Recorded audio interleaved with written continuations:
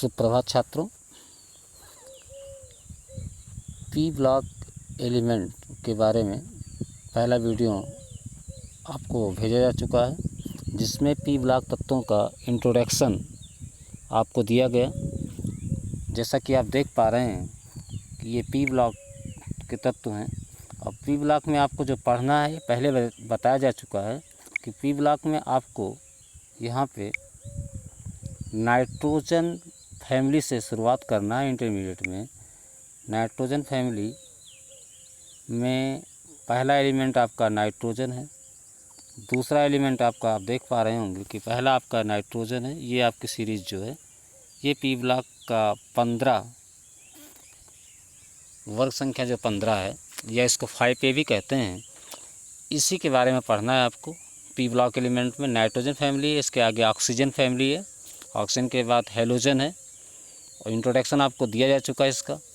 अब हमें आज की क्लास में क्या पढ़ना है कि जैसे पी ब्लॉक तत्व में आपका नाइट्रोजन है, फास्फोरस है, आर्सेनिक है, एंटीमनी है और बिस्मथ है, और एक आर्टिफिशियल एलिमेंट है UUP। इसमें प्रमाण क्रमांक आप देख रहे होंगे, नाइट्रोजन का 7 है, फास्फोरस का 15, आर्सेनिक का 33, एंटीमनी का 51, बिस्मथ का 83 और UUP का 115। जो UUP वाला एलिमेंट है, इसके बारे में विशेष इंटरमीडिएट में आपको कुछ नहीं पढ़ना है, केवल जानकारी रखना है कि आर्टिफिशियल एलिमेंट है ये। और टोटल जो तत्व हैं 15 वर्ग संख्या में या 5A में ये 7 एलिमेंट हैं। सातों पीरियड आपको इधर दिखाई पड़ रहे हैं, 7 पीरियड दिए हुए हैं इधर आपको, 7 पीरियड दिखाई पड़ रहे हैं। इधर 7 पीरियड है 1 से लेकर 7 तक, ये 7 पीरियड है। और वर्ग संख्या ऊपर 5A पढ़ रहे हैं, वर्ग संख्या 15। अब हम बात करते हैं आज इसकी जनरल प्रॉपर्टीज़ की। जनरल प्रॉपर्टीज़ में क्या है, पहली बात तो उपस्थिति हम देखते हैं कि इसकी उपस्थिति क्या है। उपस्थिति ऑकुरेंस, तो ऑकुरेंस क्या है, नाइट्रोजन जो होता है, अब पहला एलिमेंट नाइट्रोजन है चूँकि नाइट्रोजन फैमिली का, तो नाइट्रोजन का ऑकुरेंस आप जानते हैं इन्वायरमेंट में ये वायुमंडल में लगभग 78% आयतन के अनुसार पाया जाता है। और खनिज के रूप में जैसे सोडियम नाइट्रेट या चिली साल्टपीटर, इंडियन साल्टपीटर के रूप में भी है, पोटेशियम नाइट्रेट है, इसके रूप में भी पाया जाता है। इसके अलावा नाइट्रोजन जंतु पौधों, प्रोटीन, एमिनो अम्ल तथा न्यूक्लिक अम्ल का महत्वपूर्ण अवयव है। फास्फोरस भी एपेटाइट वर्ग के आयक्सों में पाया जाता है। आप जिसे देख पा रहे हैं कि फास्फोरस क्या है, ये भी एपेटाइट वर्ग के आयक्सों में पाया जाता है। जो फास्फोरस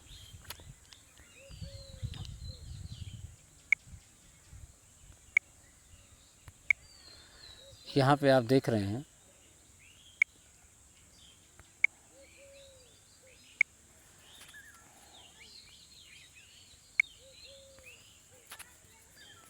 चट्टानों का मुख्य घटक है, यह जंतु तथा पौधों का आवश्यक अवयव है। यह हड्डियों, दांतों तथा जीवित कोशिकाओं में भी उपस्थित होता है। यह RNA, DNA, ATP, ADP में भी उपस्थित होता है। यह फास्फेट प्रोटीन दूध में उपस्थित होता है, अंडे में भी उपस्थित होता है। आर्सेनिक, एंटीमनी तथा बिस्मथ सल्फाइड आयक्सों जैसे FeAs, SsB2, S3 तथा Bi2S3 के रूप में पाए जाते हैं। कुल मिला के ऑकुरेंस की बात थी कि ऑकुरेंस ये जो हमारे 15 वर्ग के यौगिक हैं, या वर्ग संख्या 5A मान लेते हैं इसको, इसके यौगिक हैं, ये पाए कैसे जाते हैं। तो नाइट्रोजन तो पहला तत्व है जो है वर्ग संख्या 15 का, तो ये तो स्वतंत्र अवस्था में पाया जाता है, संयुक्त अवस्था में पाया जाता है। अब आपने देखा कि चिली साल्टपीटर के रूप में पाया जाता है और इंडियन साल्टपीटर के रूप में भी पाया जाता है। फास्फोरस आपने देखा कि फास्फेट के रूप में पाया जाता है, ये हड्डी, दांत और जीवित कोशिकाओं में पाया जाता है। आर्सेनिक, एंटीमनी और बिस्मथ ये सल्फाइड आयक्सों के रूप में पाए जाते हैं। ये आपका जो पहली प्रॉपर्टी थी ऑकुरेंस, वो आपने देखा। दूसरी प्रॉपर्टी क्या है, इलेक्ट्रॉनिक कॉन्फ़िगरेशन। दूसरी प्रॉपर्टी में इलेक्ट्रॉनिक कॉन्फ़िगरेशन, जैसा कि आपको पहले ही पता है कि जो वर्ग संख्या 15 है उसके सभी तत्व के बाह्यतम कोश में 5 इलेक्ट्रॉन होंगे। जैसा कि आप देख पा रहे हैं कि नाइट्रोजन का परमाणु क्रमांक 7 होता है, तो नाइट्रोजन का परमाणु क्रमांक 7 है तो 7 में क्या होगा 1s2, 2s2 और 2p3, ये हो गया। तो चूँकि 1s2 क्या है, 1s2 क्या है, हीलियम है, तो हीलियम का आयतन को उसमें 2 इलेक्ट्रॉन होता है, तो हीलियम लिख दिया, नोबेल गैस एलिमेंट लिख दिया, तो उसका कॉन्फ़िगरेशन लिखने की ज़रूरत हमें नहीं पड़ी। तो केवल देखिए 2s2 और 2p3, यानी 2s2 2p3, तो 2s2 यानी 2 और 3 5, तो इसके आयतन को उसमें 5 इलेक्ट्रॉन। ऐसे फास्फोरस आप देखेंगे तो नियान लिखा हुआ है, नियान का परमाणु क्रमांक 10 होता है, तो 1s2 2s2 और 2p6 यानी 6 और 2 8 और 2 10, यानी 1s2 2 हो गया, 2s2 4 और 2p6, तो 6 और 4 10, यानी नियान का कॉन्फ़िगरेशन 10 हो गया और बचा 5, तो 3s2 3p3, यानी फास्फोरस के आयतन कोष में भी 5 इलेक्ट्रॉन है। ऐसे आर्सेनिक के आयतन कोष में देखेंगे तो उसमें भी 4s2 4p3 है। एंटीमनी देखेंगे 5s2 5p3 है। बिस्मथ देखेंगे तो 6s2 और 6p3 है। ऐसे आप UUP को भी देखेंगे, वहाँ इसका दिया नहीं है, तो उसमें भी देखेंगे तो 7s2 और 7p3 आपको दिखेगा। मीन्स क्या है कि नाइट्रोजन परिवार के प्रत्येक तत्व के आयतन कोष में 5 इलेक्ट्रॉन पाया जाता है, इसीलिए इन सभी तत्वों को वर्ग संख्या 15 में स्थान दिया गया है। अब दूसरी प्रॉपर्टी हो गई, थर्ड प्रॉपर्टी की बात करते हैं। आपकी थर्ड प्रॉपर्टी है एटॉमिक रेडियाई, परमाणु त्रिज्या। तो परमाणु त्रिज्या क्या है, परमाणु त्रिज्या क्या, चूँकि आपको मालूम है मेंडलीफ साड़ी में कि किसी भी वर्ग में अप टू डाउन जाने पर न्यूक्लियस फोर्स का मान क्या होता है, डिक्रीज होता है। न्यूक्लियस फोर्स डिक्रीज होगा तो नंबर ऑफ ऑर्बिट यानी कोषों की संख्या क्या होगी, बढ़ेगी। जैसे आप देख रहे हैं यहाँ पे क्या लिखा है, एटॉमिक रेडियाई। तो एटॉमिक रेडियाई आप देख पा रहे हैं कि एटॉमिक रेडियाई है आपका, ये एटॉमिक रेडियाई है परमाणु त्रिज्या। तो परमाणु त्रिज्या क्या है, परमाणु क्रमांक की वृद्धि के साथ त्रिज्या बढ़ती है। त्रिज्या बढ़ेगी क्यों, क्योंकि आप देख रहे हैं कि नाइट्रोजन में 2 सेल होगा, फास्फोरस में आप आएंगे तो फास्फोरस में कितना सेल होगा, 1 2 और 1 कितना 3 सेल हो जाएगा। फास्फोरस के बाद आर्सेनिक में आएंगे आप, आर्सेनिक में आएंगे तो इसमें कितना सेल हो जाएगा, 1 2 3 और 1 4। आप देख रहे हैं ऑर्बिट बढ़ रहा है, सेल बढ़ रहा है। तो जब सेल बढ़ रहा है तो नाभिक से क्या होता है, इलेक्ट्रॉनों की दूरी बढ़ रही है। तो इलेक्ट्रॉनों की दूरी बढ़ रही है, इसका मतलब है कि बाह्यतम कोष का नाभिक के प्रति आकर्षण घट रहा है। तो न्यूक्लियस फोर्स घटने के कारण ऑर्बिट स्वतंत्र होते हैं, यानी उनको स्वतंत्रता मिलती है और उनसे इलेक्ट्रॉन निकलना आसान हो जाता है। हम अपनी भाषा में समझ लें कि इलेक्ट्रॉन का निकलना क्या होता है, आसान होता है। जब इलेक्ट्रॉन का निकलना आसान होता है और साथ साथ उनकी स्पेस भी बढ़ती हैं, इसलिए परमाणु त्रिज्याएँ क्या होती हैं, बढ़ती जाती हैं। जैसे आप देख रहे हैं कि ऑर्बिट बढ़ रही है तो उनकी परमाणु त्रिज्याएँ भी बढ़ जाएंगी। नेक्स्ट आपका है परमाणु त्रिज्या हो गया। अब आपकी आयनन ऊर्जा, वर्ग में नीचे जाने पर आयनन ऊर्जा का मान घटता है। अब आयनन ऊर्जा क्या है, आयनाइजेशन एनर्जी इसको कहते हैं। तो आयनन ऊर्जा क्या है, इलेक्ट्रॉन को ग्रहण करने की क्षमता, इलेक्ट्रॉन को एक्सेप्ट करने की क्षमता आयनाइजेशन एनर्जी के अंतर्गत आता है। और यहाँ पे इलेक्ट्रॉन को एक्सेप्ट करना नहीं है, अप टू डाउन जाएंगे तो इलेक्ट्रॉन एक्सेप्ट नहीं होगा, इलेक्ट्रॉन क्या होगा, डोनेट करने की प्रॉपर्टी बढ़ेगी, यानी त्यागने की प्रॉपर्टी बढ़ेगी, ग्रहण करने की प्रॉपर्टी नहीं बढ़ेगी। तो इसलिए जब इलेक्ट्रॉन को डोनेट करने की प्रॉपर्टी बढ़ती है तो आयन ऊर्जा का मान क्या होता है, घटता है। आयन ऊर्जा भी घट जाएगी, यानी परमाणु त्रिज्या बढ़ेगी और आयन ऊर्जा क्या होगा, घट जाएगा। नेक्स्ट आता है आपका मेटेलिक और नॉन मेटेलिक प्रॉपर्टी। मेटेलिक और नॉन मेटेलिक प्रॉपर्टी यानी जिसको हम कहते हैं धात्विक और अधात्विक गुण। तो धात्विक गुण क्या है, क्योंकि जब इलेक्ट्रॉन डोनेट करने की प्रॉपर्टी आपने देखा है नीचे जाने पर बढ़ती है, तो इलेक्ट्रॉन त्याग करने की प्रॉपर्टी जिन तत्वों में होती है उनके अंदर धात्विक गुण होता है, यानी धातुएं इलेक्ट्रॉन त्यागते हैं और अधातुएं इलेक्ट्रॉन ग्रहण करते हैं। तो आपको पहले पता है कि नाइट्रोजन फास्फोरस अधातु है, आर्सेनिक और एंटीमनी उपधातु है और बिस्मथ धातु है, ये आपको पहले वीडियो मैंने बताया। और वही आप देख भी रहे हैं यहाँ पे कि नाइट्रोजन और फास्फोरस क्या है, नाइट्रोजन और फास्फोरस नॉन मेटल है, जबकि आर्सेनिक और एंटीमनी क्या है, ये मेटालाइट से, उपधातु है। और थर्ड नंबर आपका जो है, नाइट्रोजन और फास्फोरस क्या है, ये नान मेटल है, जबकि आर्सेनिक और एंटीमनी क्या है, ये मेटालाइट से, उपधातु है। और थर्ड नंबर आपका जो है, नाइट्रोजन और फास्फोरस नॉन मेटल है, जबकि आर्सेनिक और एंटीमनी क्या है, ये मेटालाइट से, उपधातु है। और थर्ड नंबर आपका जो है ये आपका बिस्मथ क्या है, ये बिस्मथ आपका मेटल है, धातु है। चूँकि इलेक्ट्रॉन डोनेट करने की प्रॉपर्टी बढ़ती है, इसलिए हम कह सकते हैं कि वर्ग में ऊपर से नीचे जाने पर धात्विक गुण बढ़ेगा और अधात्विक गुण घटेगा, यानी मेटेलिक प्रॉपर्टी इंक्रीज होगी और नॉन मेटेलिक प्रॉपर्टी डिक्रीज होगी। फिर बात करते हैं नेक्स्ट प्रॉपर्टी में इलेक्ट्रोनेगेटिविटी, जिसको हम कहते हैं विद्युत ऋणात्मकता।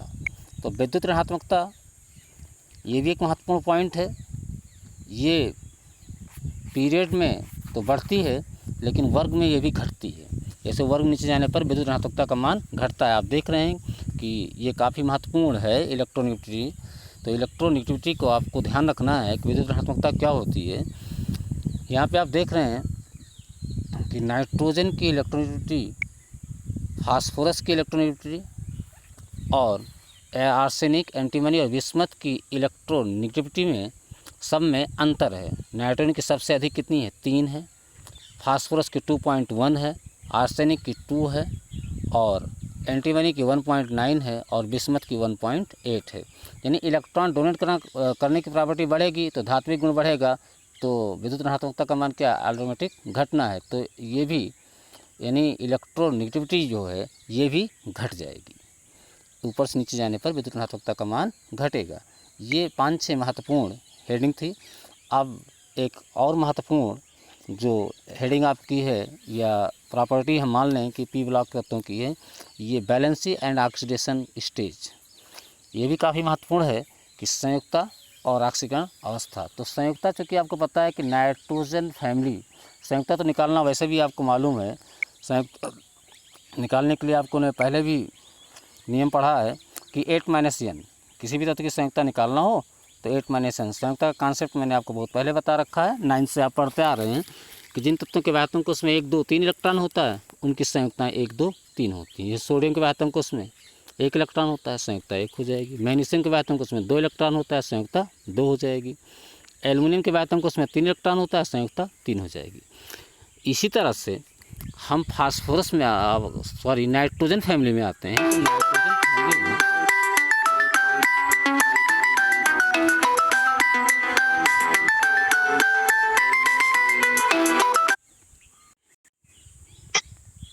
हेलो हेलो हेलो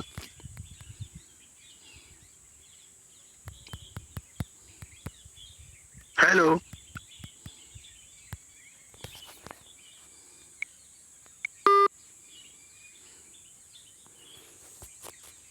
अब यहाँ पे देख रहे हैं कि जो नाइट्रोजन फैमिली है इसके वाह्यतम कोष में कितने इलेक्ट्रॉन होता है, 5 इलेक्ट्रॉन होता है।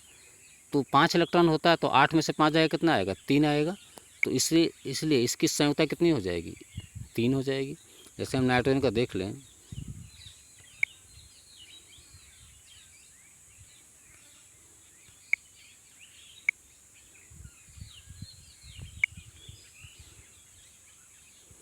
नाइट्रोजन 7 है तो कॉन्फ़िगरेशन कितना हुआ, 2 और 5। अब बैलेंसी, चूँकि बैलेंसी का फार्मूला क्या है, बैलेंसी बराबर क्या होता है, 8-n। तो n का मतलब होता है वाह्यतम कोष में इलेक्ट्रॉनों की संख्या। तो वाह्यतम कोष में कितने इलेक्ट्रॉन है, 5। तो 8 में से कितना घटाएंगे आप, 5 घटा देंगे तो कितना आएगा, 3 आ जाएगा। जब 3 आ जाएगा तो नाइट्रोजन की संख्या कितनी हो गई, 3। इसलिए फास्फोरस की संख्या 3 होती है। यानी वर्ग के सभी तत्वों की संख्या कितनी होती है, 3 होती है। जिन तत्वों के वाह्यतम कोष में 4 से 7 इलेक्ट्रॉन होते हैं उनकी संख्या 8-n होती है। तो चूँकि वाह्यतम कोष में 5 इलेक्ट्रॉन है, संख्या 3 हो जाएगी। ऐसे ऑक्सीजन फैमिली में जाएंगे, वाह्यतम कोष में 6 इलेक्ट्रॉन होता है तो संयुक्ता 2 हो जाएगी। हाइड्रोजन फैमिली में जाएंगे, वाह्यतम कोष में 7 इलेक्ट्रॉन होता है तो 8 में से 7 जाएंगे, संयुक्ता 1 हो जाएगी। तो इनकी संयुक्ता ये है। अब बात करते हैं ऑक्सीडेशन नंबर की। ऑक्सीडेशन नंबर, चूँकि ऑक्सीडेशन नंबर क्या होता है, चूँकि तीसरे आवर्त और उसके आगे के तत्व अपने अष्टक का विस्तार करते हैं इसलिए। और दूसरी बात खास ये ध्यान रखना है कि जो मेटल होते हैं, धातु होती है, उनकी ऑक्सीकरण अवस्थाएँ, अगर हम नॉर्मल एलिमेंट की बात करें या हम उसकी बात करें, एस ब्लॉक तत्वों की बात करें, तो उनकी ऑक्सीकरण अवस्थाएं धनात्मक होती हैं और निश्चित होती हैं। लेकिन अगर डी ब्लॉक एलिमेंट की बात करें तो उनकी ऑक्सीकरण अवस्थाएं धनात्मक तो होती हैं, लेकिन वो वेरिएबल होती हैं, परिवर्तित होती रहती हैं। इसी तरह अगर हम पी ब्लॉक तत्वों की बात करें तो पी ब्लॉक तत्वों की ऑक्सीकरण अवस्थाएं जो होती हैं ये भी वेरिएबल होती हैं, परिवर्तित होती रहती हैं। और अधातुओं की ऑक्सीकरण अवस्थाएं खासकर ये पॉजिटिव भी होती हैं, निगेटिव भी होती हैं। तो यहाँ पे ध्यान रखना है कि इनकी ऑक्सीकरण अवस्थाएं क्या होती हैं, डिफरेंट होती हैं। क्योंकि इनके बातों को उसमें रिक्त डी ऑर्बिटल होता है तो इनकी ऑक्सीकरण अवस्थाएं डिफर होंगी और बदलती रहती हैं। डी ऑर्बिटल होने के कारण इनकी ऑक्सीकरण अवस्था बदलती है और ये अपने अष्टक का विस्तार भी करते हैं। जैसे फास्फोरस की ऑक्सीकरण अवस्था और फास्फोरस की कोवैलेंसी 3 भी हो सकती है और 5 भी हो सकती है। नाइट्रोजन की 5 ऑक्सीकरण अवस्थाएं होती हैं। नाइट्रोजन की ऑक्सीकरण अवस्थाएं 5 होती हैं, जबकि नाइट्रोजन की संयुक्ता है वो केवल 3 होती है। तो ऑक्सीकरण अवस्थाएं यौगिकों के निर्माण पर निर्भर करती हैं, क्योंकि अधातुओं की ऑक्सीकरण अवस्था चेंज होती रहती हैं। तो जिस तरह के कंपाउंड बनेंगे उस तरह से इनकी ऑक्सीकरण अवस्थाएं बदलती रहेंगी और अधातुओं की ऑक्सीकरण अवस्था पॉजिटिव भी होंगी और नेगेटिव भी होंगी। ऑक्सीकरण अवस्था और अन्य सारी चीज़ें जो भी इस लेसन से रिलेटेड है उसका वीडियो नेक्स्ट दे देंगे। धन्यवाद।